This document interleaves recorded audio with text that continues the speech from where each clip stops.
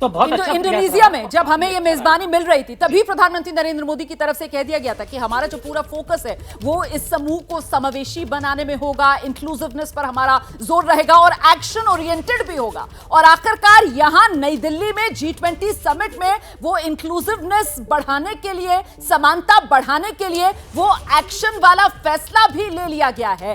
African union G20 में शामिल और इसी के साथ ग्लोबल साउथ की मजबूत आवाज के तौर पर हिंदुस्तान दुनिया के सामने। अखिलेश जी हां, बिल्कुल, ये सबसे बड़ी खबर है। और अभी तक जो बैठक हुई, जो खबर वहां से आ रही है, उसमें अगर आप देखें तो ये डेवलपमेंट जो है इसके आने वाले दिनों में बड़े मायने मतलब होंगे। G20 G21 हो जाएगा, अफ्रीकन यूनियन को इसमें शामिल कर लिया गया है। महत्वपूर्ण क्या है? महत्वपूर्ण यह कि प्रधानमंत्री मोदी की यह पहल थी जिसकी वजह से यह हुआ है सब कुछ। आप सुनिए क्या कुछ कहा गया था इस बारे में, उसके बाद अपने सहयोगियों से इस पर हम बातचीत भी करेंगे। सबका साथ की भावना से ही भारत ने प्रस्ताव रखा था कि अफ्रीकन यूनियन को G20 की स्थायी सदस्यता दी जाए। मेरा विश्वास है कि इस प्रस्ताव पर हम सबकी सहमति है।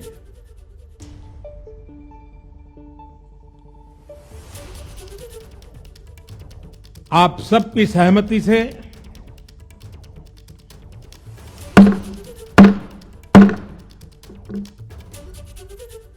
आगे की कार्रवाई शुरू करने से पहले मैं अफ्रीकन यूनियन के अध्यक्ष को G20 के स्थायी सदस्य के रूप में अपना स्थान ग्रहण करने के लिए आमंत्रित करता हूं।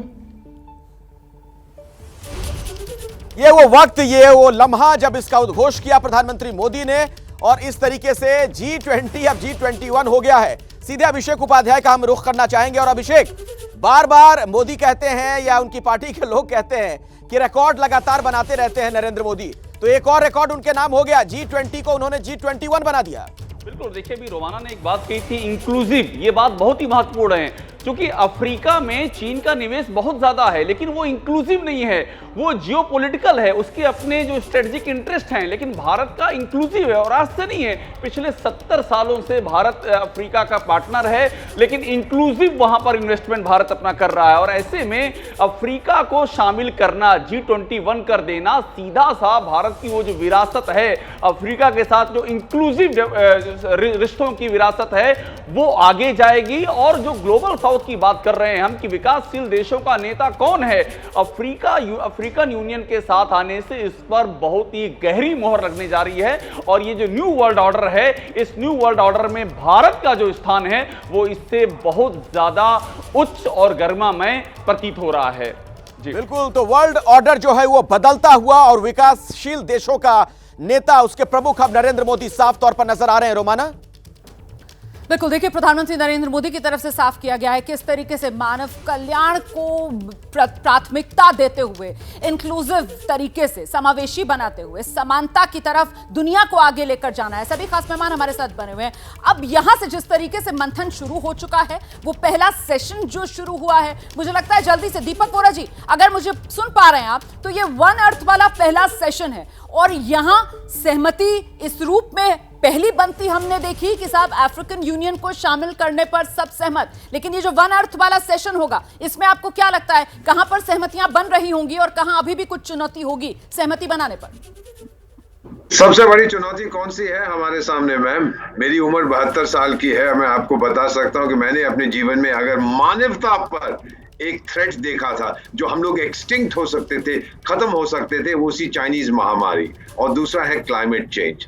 आप देख रहे हैं कि अभी मोरक्को में भूकंप आ रहा है। जहां मैं बैठा हूं यूनाइटेड स्टेट्स में, ईस्ट कोस्ट पे हमसे कह रहे हैं न्यूयॉर्क में कि आप घर से बाहर मत निकलिए, भयंकर तूफान आने वाला है, जबकि ये तूफान का सीजन नहीं है। ये क्लाइमेट चेंज दूसरी बड़ी चुनौती है हमारे सामने। तो अगर हमारी एक वन अर्थ है, हम अगर उसको वन पीस में नहीं रखेंगे मैम, तो फिर वर्ल्ड पीस हम कैसे हासिल करेंगे? ये बहुत जरूरी है जो प्राइम मिनिस्टर बात कर रहे हैं कि we have to protect the earth. Ma'am, ये धरती हमारी नहीं है, हमने तो अपने बच्चों से उसे उधार लिया है, अपने बच्चों को हमने वापस देनी है। So this is going to be a major issue जिसके बारे में ये लोग बात का जिक्र कर रहे हैं त्रिपाठी सर, मतलब वो क्लाइमेट चेंज, क्लीन एनर्जी वाले मुद्दे तमाम जो फोकस में होंगे, और जरूरत इस बात पर कि विकासशील और विकसित देशों में इन मुद्दों को लेकर सहमति बने। त्रिपाठी जी देखिए, ऐसा है कि इस मुद्दे पे सबसे बड़ी चुनौती जो अभी तक आई है ये कि पिछले 8 साल से, ये 8 साल पहले ये निर्णय हो गया था कि $100 बिलियन की लागत का एक फंड बनाया जाएगा जिसकी मदद से विकासशील देश जो हैं वो अपने यहाँ क्लाइमेट चेंज को चुनौती देंगे, कार्बन फुटप्रिंट को कम करेंगे। क्योंकि पहले विकासशील देशों ने विकसित देशों से प्रार्थना की थी कि वो उन्हें टेक्नोलॉजी दें इस चीज़ के लिए, लेकिन उन लोगों ने कहा कि नहीं, टेक्नोलॉजी प्राइवेट हैंड्स में है, इसलिए आपको ख़रीदना पड़ेगा। तो इस बात पे सहमत हुई कि $100 बिलियन का फ़ंड आएगा, लेकिन वो फंड अभी भी 25% से ज़्यादा नहीं आया है। तो सबसे बड़ी चीज़ ये होगी कि उसके लिए विकसित देशों को बाकी पैसा भी देना पड़ेगा ताकि विकासशील देश अपने यहाँ पर्यावरण की सुरक्षा का इंतजाम कर सकें। आपने ये देखा होगा कि हमने कार्बन फुटप्रिंट को, हमारा जो 2028 तक का लक्ष्य था वो हमने लक्ष्य से 4 साल 5 साल पहले पूरा कर लिया है। लेकिन हमें ये काम करना है, जैसे भारत ने कहा है कि नेट जीरो पे हमें काम करना है। और उसके लिए जलवायु परिवर्तन वाला मुद्दा जिसको लेकर सहमति बनाने की चुनौती, और एक और बड़ा मुद्दा जिस पर आगे चर्चा करेंगे वो रूस यूक्रेन वाला युद्ध, उसका प्रभाव। और ऐसे में जिस बात का जिक्र पीएम की तरफ से भी अपने संबोधन में किया गया ना कि कोरोना जब महामारी आई थी तो दुनिया के सामने एक विश्वास का संकट जिसको और गहरा किया युद्ध ने, और ऐसे में उस युद्ध के प्रभाव में इस बटे हुए दुनिया के अंदर वो ट्रस्ट डेफिसिट में किस तरीके से विश्वास बहाली की जाए, इस पर क्या सहयोग और सहमति बनेगी, इस पर भी आगे चर्चा करेंगे। पत्रकारिता कोई इमोशन नहीं है, ना अपना कोई ज्ञान देना है और ना कोई विचार थोपना है। पत्रकारिता क्या है? पत्रकारिता का मतलब है सही जानकारी इकट्ठा करना और तथ्य बताना। पत्रकारिता आज जितने महत्वपूर्ण दौर में है शायद पहले नहीं थी। इस दौर से निकलने के लिए सिर्फ सच दिखाने की जरूरत है, वो सच जो आपके हित को आगे रखे। इसलिए अब रात 9 बजे प्राइम टाइम नहीं होगा, ये आपका टाइम है। जगविंदर पटियाल के साथ देखिए पब्लिक इंटरेस्ट सोमवार से शुक्रवार रात 9 बजे सिर्फ एबीपी न्यूज पर। एबीपी न्यूज आपको रखे आगे।